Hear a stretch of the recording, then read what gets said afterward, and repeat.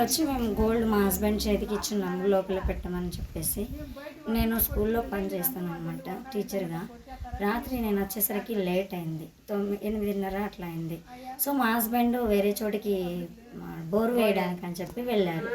So నైట్లో మా అమ్మ వాళ్ళ దగ్గర నుంచి ఇక్కడికి రావడానికి మాకు ఇబ్బంది అయ్యి మేము ఆడే పడుకున్నాము. మా సారు బోర్ వేయడానికి వెళ్ళారు. తర్వాత నైట్లో అక్కడ కాలనీలో కొంచెం దొంగలు అక్కడికి వచ్చినారు. మోహన అనే అతను చూశాడు. సో అక్కడ చూసినప్పుడు 5 మంది ఉన్నారంట.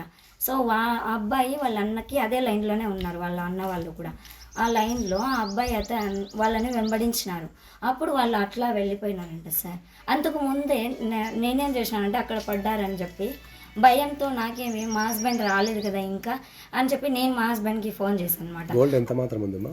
గోల్డ్ ఒక కమ్మలు జుంకీలు ఉంది సార్. డబ్బులు ఏమైనా పోయిందా? నగదు ఒక 30,000 దాకా పెట్టినాము పిల్లలకి ఫీజు కట్టాలని, అంతే. నా పేరు నారాయణ సార్.